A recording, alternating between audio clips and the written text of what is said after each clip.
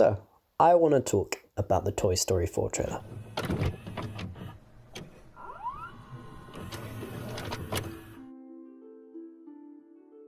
You might remember it came out last year, and it's been on my mind ever since then.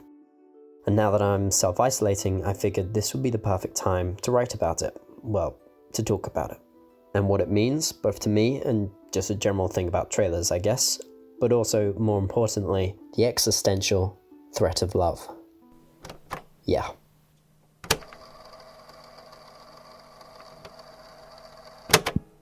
So this is going to be one of those all over the place things, but I'll explain how it all links together. I promise, just bear with me. After all, it's likely you've got nothing else going on right now either.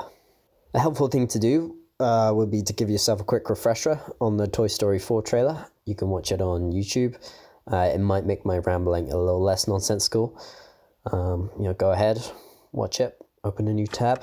We interrupt for an important bulletin. A deadly high-speed pursuit between police and armed gunmen is underway traveling northbound on San Pablo Avenue. Yeah, I've got time. And if not, don't worry, I will also be playing a lot of it during this. So you've watched it, great. And if not, well, you'll figure it out. Now, why am I talking about the trailer and not the movie? I really, really liked the movie and would be happy to talk about it, but I think I've always loved trailers, especially the ones that have stuck with me like Toy Story 4. A good trailer can leave you on edge, wishing you could go and see the movie right away. A great trailer will leave you with questions, anticipation, and just a general feeling, I think, of surprise at the direction the trailer has taken the movie in. But what is unique about the Toy Story trailer is how it goes from bad to good to great in the space of about 2 minutes and 27 seconds. So first of all, I'm just going to walk you through the trailer. Now, when the trailer first dropped, so did my stomach.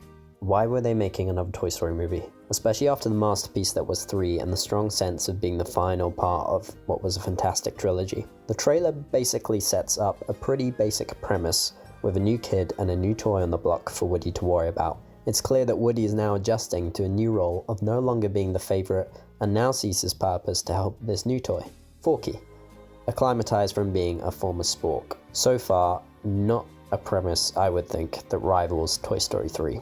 But then we get a new setting, a new challenge, a forgotten antique store with some creepy dolls, even the return of Bo Peep.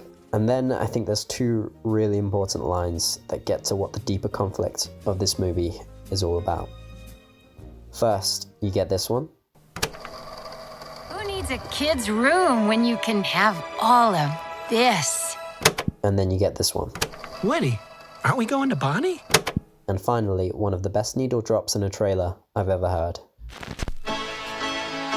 We have to find them! What do we do, Buzz? What would Woody do? Jump out of a moving vehicle? God Only Knows by the Beach Boys. And then cue the rest of the trailer. Before I get into all that, I'm going to talk a little bit about the song and why it's so important to driving home the deeper message of this trailer. Firstly, it's a great song, and I'll admit it, one of my favourite love songs of all time. Now, the song on its own has so many complex ideas going on by itself. You know, the choice to have an opening line of a love song as I May Not Always Love You, the polyphonic bass line, the Phil Spector and Ronettes inspired drum roll at the end. As you can see, I could talk about that for a while too. I'm going to focus, however, on the bits of the song that are included in the trailer. The first bit of vocals we hear from the song are If you should ever leave me. You know, you've handled this lost toy life better than I could. and then the vocals dip out. So thinking about that line, first up, it's a clever inversion of the song's meaning. The song on a surface level broadly expresses the sentiment of Moneypenny, what would I do without you? But then paired with what's going on in the trailer, really prizes into the heart of the message. Who are we? What are we without the things and people we love? Where did we get to yesterday? We were talking about humanity, which starts with birth and ends with death. True. All life ends in death, which we, as a species, are cursed with knowing, resulting in something.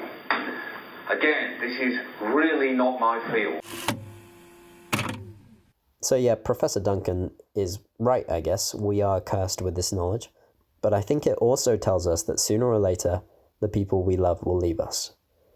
Whether it's a short-term absence or permanently, deep down, I think we all know that there is a certain finality to our experience. But we rarely think about that. I don't spend every waking moment of my life thinking about what will happen when my parents die. We don't go into friendships or relationships thinking that far into the future.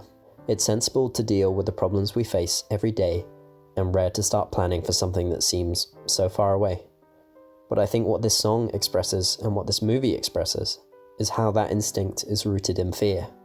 We don't want to imagine what it will be like when the people we love leave us, because it hurts to think that way.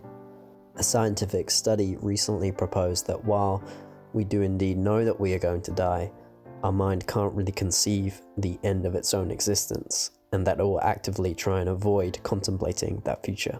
We can't imagine our existence ending, therefore we ignore the concept, or gloss over it, or believe something else entirely. And I believe that this is rooted in our inability to apply the same concept of finality to the people we love. I read a great article where a woman talks about how her whole life shines a little less brightly when her boyfriend isn't around.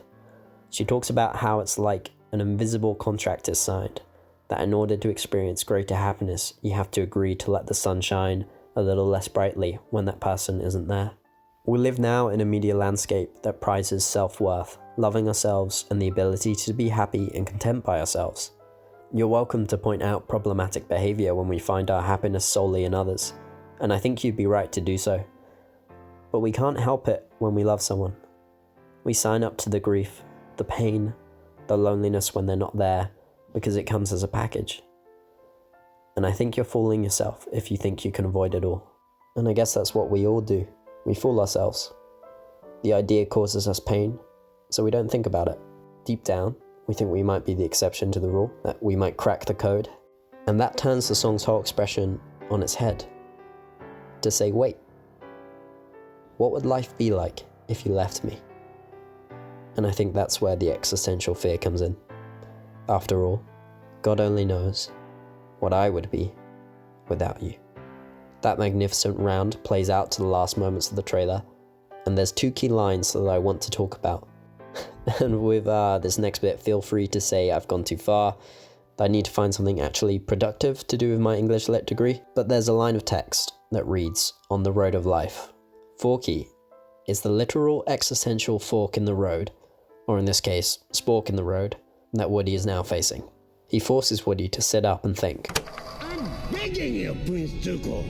It's time for you to look inward and begin asking yourself the big questions. Who are you? And what do you want? And he's gone now, and Bonnie doesn't need me. I was made to help a child. I don't remember it being this hard.